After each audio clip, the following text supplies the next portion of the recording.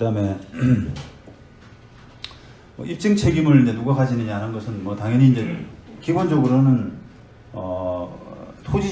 토지주가 입증 책임을 다 져야 되죠. 철거해줘라고 하면은 철거 판결을 이끌어내기 위한 주장과 입증 책임 이런 것들이 다 이제 토지주한테 다 있습니다. 그러면 뭘 입증해야 되냐 하면 피고가 건물 소유자, 그 다음에 아니면 법률상 사실상 처분권자라는 점 이런 걸 입증해야 되죠. 그 다음에 철거 대상물 특정 이런 책임도 다 이제 주장을 원고한테 있겠죠. 그래서 근데 다만 그 항변, 예를 들면 이제 토지주가 건물주 상대로 건물 철거해, 왜 내 땅에 너 건물이 있냐, 철거해 이럴 때 나는 그 건물을 적법하게 사용할 권한이 있어 라고 하는 그런 항변에 대한 입증 책임은 또 당연히 그 항변을 주장하는 피고 쪽에 있겠죠, 그죠? 그래서 그런 구조를 조금 여러분들이 이제 이해하셔야 돼요. 그래서 누구한테 입증 책임이 있고 내가 입증해야 될 부분이 어디까지고 또 상대방이 어떻게 항변을 하고 나올 것이다. 이걸 알아야 이제 그 소송의 난이도 또는 소송의 난이도라는 것은 곧 마찬가지로 해결하는 데 걸리는 시간, 비용 이런 것들하고 거의 직결되거든요. 무슨 주장이 나올 줄 알아야 그죠? 추산이 될 거 아닙니까? 근데 아무 이제 뭐 그 개념 없이 들어가면은 이거 뭐 경매학원에서 너 대표 그러지 않겠지만 경매학원에서 이거 뭐 금방 뭐 1년 만에 2배 번다 이렇게 하면은 그 말 듣고 들어갔는데 막상 해보면 비용만 많이 들어가고 시간 많이 걸리고 이렇게 됩니다. 근데 어느 정도는 이제 그 상황의 어떤 분쟁의 어떤 규모 그런 것들을 계상을 좀 해야 된다는 겁니다. 그러면 상대방이 지금 뭔 이야기를 하고 나오냐라고 하면 주로 나 쓸 권한 있어라고 하는 것은 이제 우리가 경매와 관련해서는 주로 이제 법정지상권 이런 것들이 많이 나오고요. 그 다음에 또 한 가지 이제 간과해서는 안 될 게 집합건물법 20조에 따라서 그 토지 취득 자체가 원인 무효다, 아예 원천 무효다 이런 주장도 가끔 나옵니다. 이거는 이제 그냥 여러분들이 한 번은 그냥 좀 머릿속에 좀 담아두셔야 될 필요가 있는데요. 이런 거예요.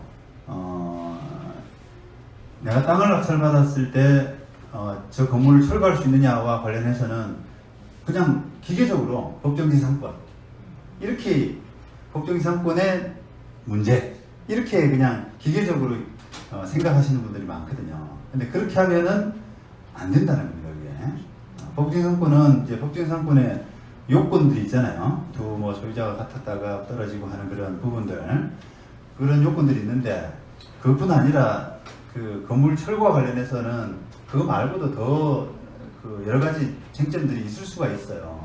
근데 그게 이제 다음에서 설명할 뭐 622조의 차직권 문제, 차직권. 땅을 낙찰받았는데 그 건물이 마침 등기된 건물인데 622조 차직권에 따라서 내가 전 소유자한테 10년짜리로 월 10만 원으로 해가지고 아주 헐값으로 해서 10년짜리로 임대차 계약을 했다.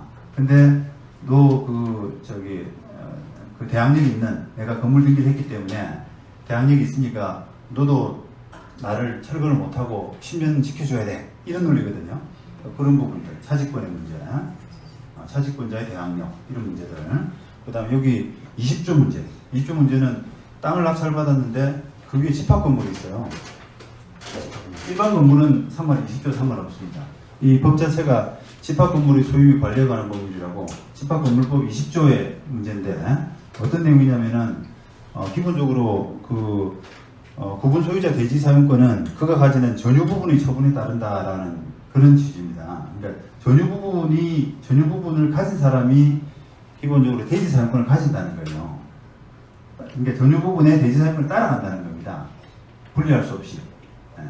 그 뜻이 뭐냐면 전유 부분을 가진 사람이 결국 땅을 가져야 된다라고 하는 그런 논리인데, 물론 예외적으로 이제 그 땅이 건재당이 설정된 상태에서 뭐 건물이 지어진다든지 하는 그런 경우에는 그 건물 소유권과 이제 땅 소유권이 분리될 수 있는 그런 요건들이 있죠.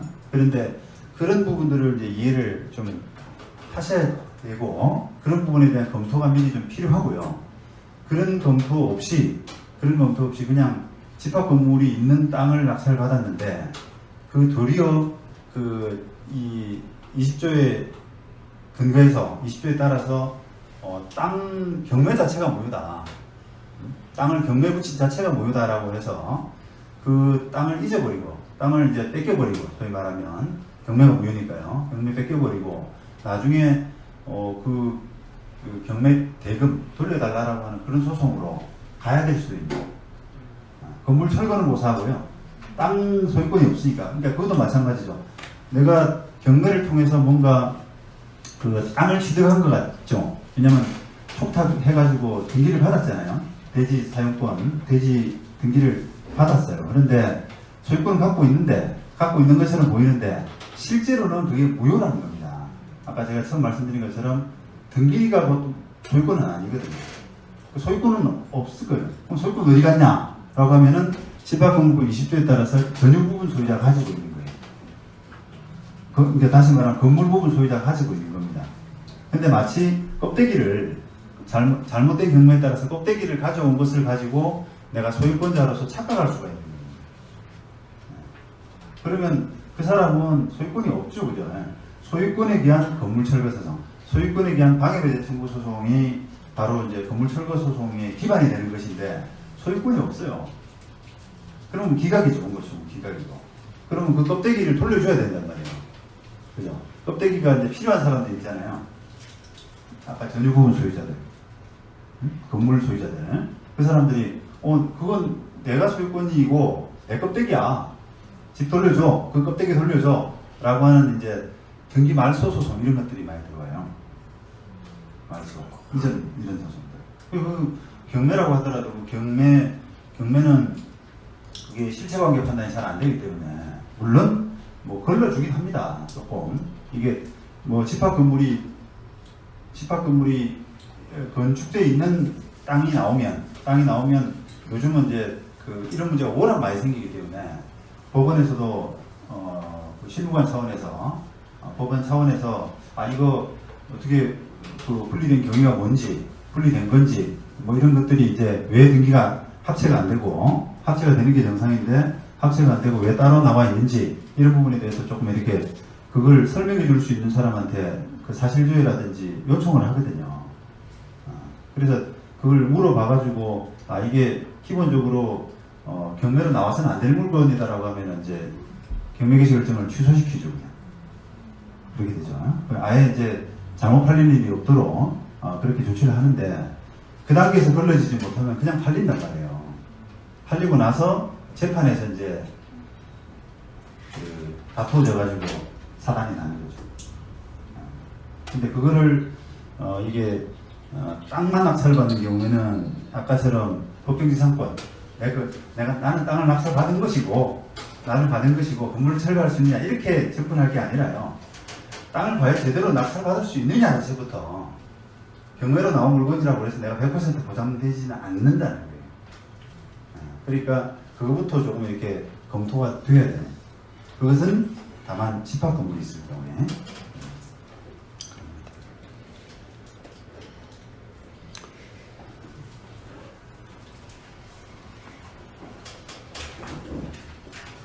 그 다음에 그 철거 청구권이 이제 좀 제한되는 경우인데요.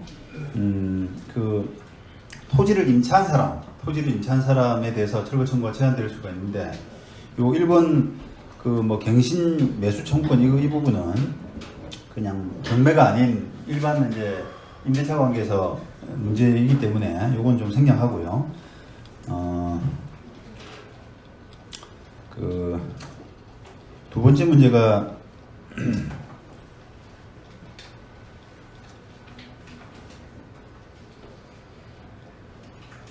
두 번째 문제가 아까 말씀드린 그 차지권의 문제인데요. 민법 622조에 따라서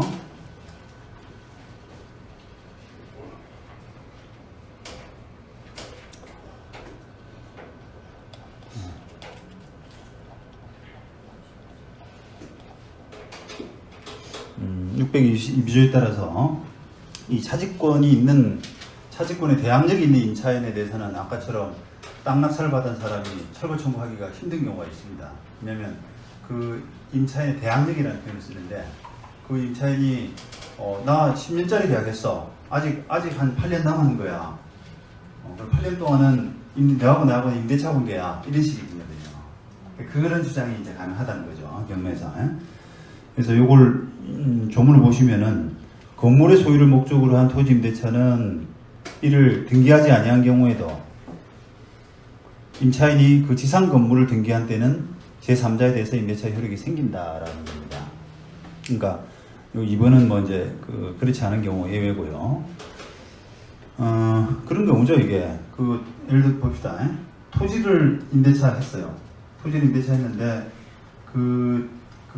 이제 토지 임대차에서 건물을 짓게 되면 건물이 좀 이렇게 오래 존치할 수 있도록 좀 보호를 해줘야 된다라고 하는 그런 차원에서 만든 부분인데, 이게 토지 임대차가 그 대항력을 가지기 위해서, 다시 말하면 토지 소유권자가 바뀌었을 때 그 바뀐 소유자에 대해서도 내 종전 소유자하고 임대차 관계를 그대로 보호해줘, 너 지켜줘 라고 주장할 수 있는 권리가 바로 대항력이거든요.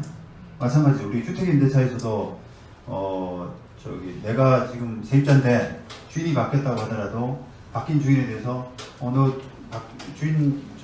바뀐 주인이 내 임대차 보증금 돌려주고 그 다음에 기간도 남아있으니까 지켜주고 라고 하는 것을 요구할 수 있는 권리가 대항력이잖아요.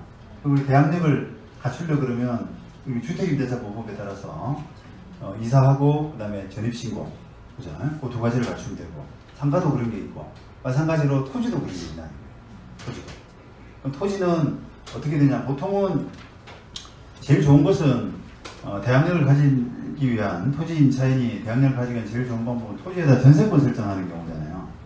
그냥 전세권 딱 10년짜리 딱 설정해 놓으면 땅 낙찰 받는 사람 누구라도 그게 이게 10년짜리는 10년이 전세권이 있으니까 보호해줘야 된다.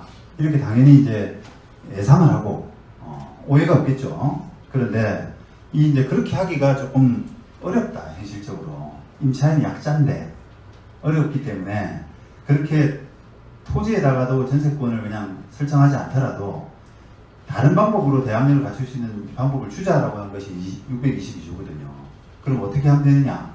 토지 임대차를 하고 임대차 계약을 하고 그 건물을 등기하면 되는 거예요.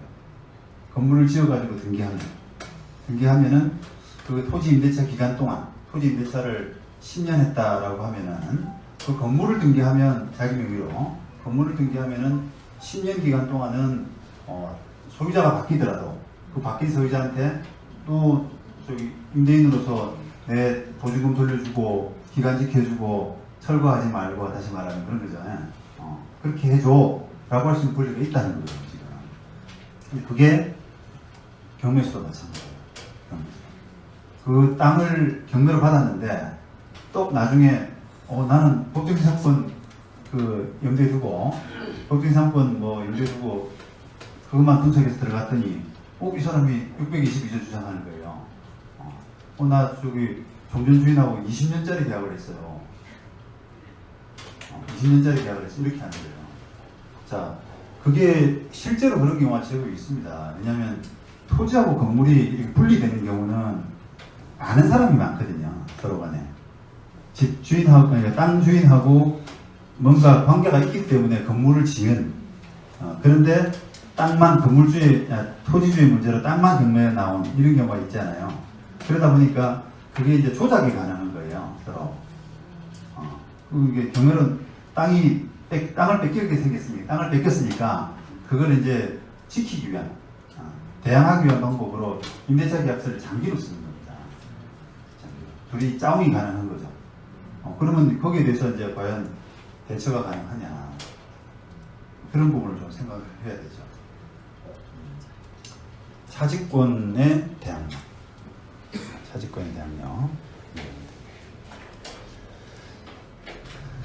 그래서 생각할 게 좀 여러 가지가 있습니다. 그냥 단순히 그렇게 쉽게 적용할 문제는 아니라는 겁니다. 그래서 요 622조 적용 요건을 조금 한번 보셔야 되는데, 일단은 뭐 대지 임차권이 유효하게 존속해야 된다. 이건 뭐 당연하죠. 내가 낙찰을 받았는데 저 사람이 임대차 계약을 했지만, 건물 소유자라는 사람이 땅 소유자하고 임대차 계약을 했지만 이미 그 기간이 종료됐다. 그럼 뭐 끝난 거죠. 그러면 이제 건물 철거하라, 이렇게 당연히 가능한 겁니다. 그 다음에 건물의 소유를 목적으로 하는 임대차여야 된다. 아까 법 요건에도 건물의 소유를 목적으로 하는 임대차여야 된다라고 해서 다른 목적으로 임차했다가 건물 건축하고 등기했다고 하더라도 이걸 적용받지 않습니다. 그래서 판례들 한번 살펴보시면 되고요. 그 다음에 반드시 이제 지상 건물이 등기가 돼야 돼요. 지상 건물이 일종의 이제 우리가 주택 임차인이 대항 요건을 갖출 때 전입 신고하듯이 뭔가 밖으로 나타나는 부분이 적어도 있어야 된다는 거예요. 그 밖으로 나타나는 게 그나마 건물 등기예요. 그러니까 우리가 건물 등기가 안 된 건물이다, 미등기 건물이다, 이러면 걱정할 필요 없어요. 낙찰 받을 때. 근데 등기가 된 건물이다라고 하면 저건 나중에 저거 가지고 저기 622조 주장하는 거 아니야? 이렇게 한번 의심해 보셔야 됩니다. 그래서 그쪽으로 낙찰 받을 때도 탐문을 해 보셔야 돼요. 그걸 염두에 두고 있으면 탐문이 거기에 맞는 특정한 탐문이 가능하거든요. 어떤 관계요?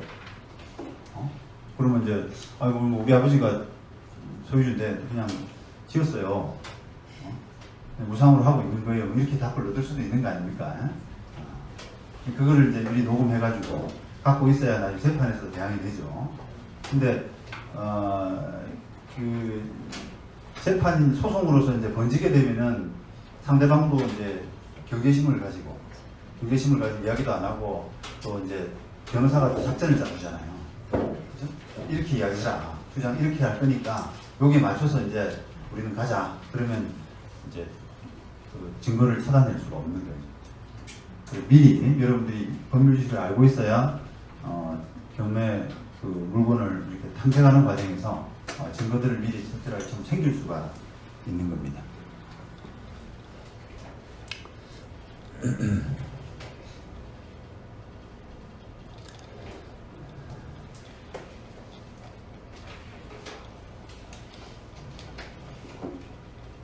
자, 그다음에요.